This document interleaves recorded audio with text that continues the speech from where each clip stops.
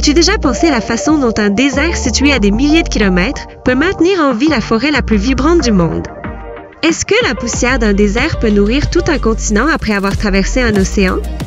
Ou l'Amazonie existerait-elle sans le Sahara? La réponse est incroyable, mais oui, elle n'existerait pas. Ces deux mondes opposés, le désert aride du Sahara et la forêt tropicale humide de l'Amazonie, sont en réalité liés par un lien invisible de la vie. Et ce lien est caché dans les particules de poussière portées par le vent. D'un côté, le Sahara, le plus grand désert chaud du monde, de l'autre, l'Amazonie, la plus grande forêt tropicale. L'un est connu pour la sécheresse, l'autre pour la pluie. Pourtant, ces deux écosystèmes extrêmes donnent vie l'un à l'autre grâce à un pont formé dans l'atmosphère.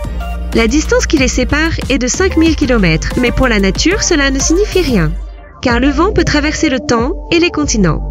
La poussière du Sahara provient principalement d'un ancien lit de lac appelé la dépression du Bodélé. Il y a des millions d'années, c'était un immense lac d'eau douce. Après le dessèchement du lac, il a laissé derrière lui des sédiments riches en minéraux composés d'organismes marins microscopiques. Aujourd'hui, les vents soulèvent ces sédiments chaque année, transportant l'héritage de la poussière saharienne dans le monde entier. Les vents ramassent cette poussière et la transportent sur des milliers de kilomètres à travers l'océan Atlantique. Ces nuages de poussière passent au-dessus du golfe de Guinée et atteignent l'Amérique du Sud en quelques jours seulement. Ce voyage, qui dure en moyenne 5 à 7 jours, n'est pas qu'un mouvement d'air, c'est l'un des transports de nutriments les plus importants de la planète. Une partie de la poussière tombe dans l'océan avec la pluie, tandis que le reste continue son voyage dans l'atmosphère. Les données satellitaires montrent que la poussière saharienne atteint parfois les Caraïbes et les côtes de la Floride. Ainsi, cette poussière touche non seulement l'Amazonie, mais tout l'écosystème atlantique. Qu'est-ce qui transporte cette poussière? La réponse? Les alizés et les cyclones océaniques. Ces vents naissent du nord-ouest de l'Afrique et soufflent de l'est vers l'ouest à travers l'Atlantique.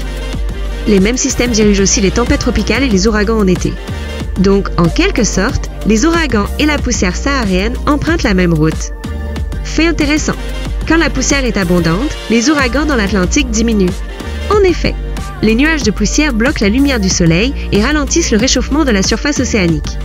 Ainsi, alors que les vents du Sahara apportent la vie à l'Amazonie, ils refroidissent aussi l'océan. Le véritable miracle de la poussière saharienne réside dans les minéraux qu'elle contient. Cette poussière est particulièrement riche en phosphore. Ce phosphore provient des restes d'organismes microscopiques qui vivaient jadis dans le lac Bodélé.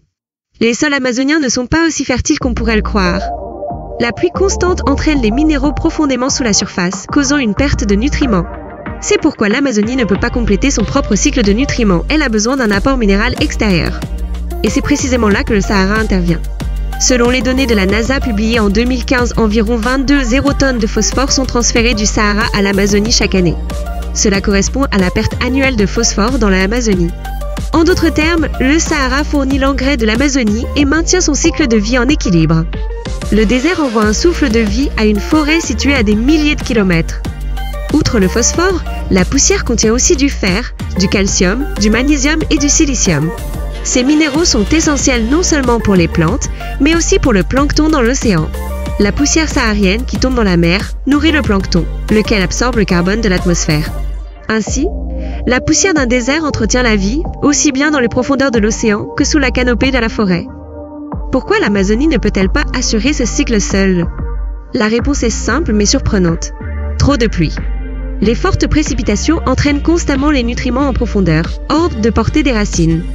Donc, même si le sol amazonien semble riche, il est en réalité pauvre en nutriments. Sans apport minéral extérieur, en quelques milliers d'années, la croissance de la forêt ralentirait, l'absorption du carbone diminuerait et la biodiversité chuterait.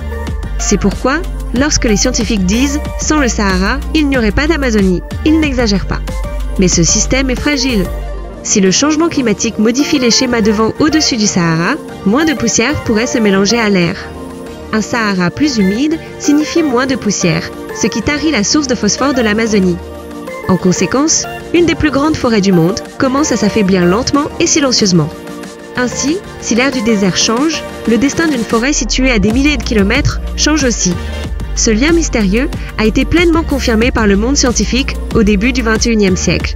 Le satellite CIPSO de la NASA a mesuré la quantité de poussière transportée du Sahara vers l'Amazonie grâce à des capteurs laser. En moyenne, 182 millions de tonnes de poussière s'élèvent du Sahara chaque année et 27 millions de tonnes atteignent l'Amazonie. Ce transfert massif agit comme une exportation minérale naturelle de la planète. Ce qui n'était qu'une hypothèse les siècles précédents est désormais prouvé. La poussière saharienne n'affecte pas seulement l'Amazonie, mais aussi le climat mondial. Elle soutient la croissance des micro-organismes à la surface de l'océan, déclenche la formation de nuages dans l'atmosphère et réfléchit la lumière du soleil pour aider à équilibrer la température. Ainsi, pendant que le souffle sec du désert nourrit le cœur humide de la forêt, il équilibre aussi le pouls climatique de la Terre. Aujourd'hui, nous savons que la nature n'est pas déconnectée. Un vent dans le désert, un courant dans l'océan, une feuille dans la forêt, tout fait partie du même cycle. Sans la poussière sèche du Sahara, la vitalité de l'Amazonie ne pourrait pas être soutenue. Cela nous montre l'équilibre parfait de la nature, la mort d'un désert et la vie d'une forêt. Si tu es curieux de connaître d'autres liens fascinants dans la nature, n'oublie pas d'aimer la vidéo, de t'abonner à ma chaîne et de commenter ci-dessous. Quelles autres relations surprenantes penses-tu qu'il existe entre les écosystèmes? Partage tes idées.